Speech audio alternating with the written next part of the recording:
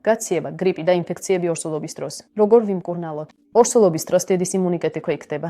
ეს ბუნების ჩანაფიქრია. ემბრიონი ნახევრად მამის დმას შეიცავს და იმისთვის, რომ არ მოხდეს მუცლის მოშლა, იმუნიტეტი ქვეიქდება. ამ მიზეზით ნებისმიერი ბაქტერია უფრო ადვილად ხვდება ორგანიზმში, ვიდრე ჩვეულებრივ და გაციება ორსულობის დროს საკმაოდ ხშირად გვხდება. თუ ასე მოხდა, აუცილებლად უნდა მიმართოთ ექიმს. მნიშვნელოვანია, არავითარ შემთხვევაში არ დაიწყოთ თვითმკურნალობა. ექიმი გასინჯვისას განსაზღვრავს თქვენი მდგომარეობის სიმძიმეს და შეგირჩეთ მკურნალობას. თუ ეს სერიოზული დაავადება, მაშინ ექიმი შეგირჩეს თქვენთვის საჭირო პრეპარატებს. ხოლო თუ ეს ვირუსული ინფექცია ან გაციება, მკურნალობა იქნება დასვენება ვიტამინიც, თუთია, უხვი სითხის მიღება და მრავალფეროვანი, დაბალანსებული კვება.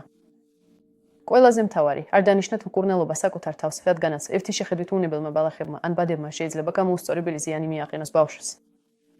ვირუსული ინფექციები ორსულობის დროს საკმაოდ ხშირია, მაგრამ არ ინერვიულოთ ბავშვის გამო, ის საიმედოდ არის დაცული პლაცენტით.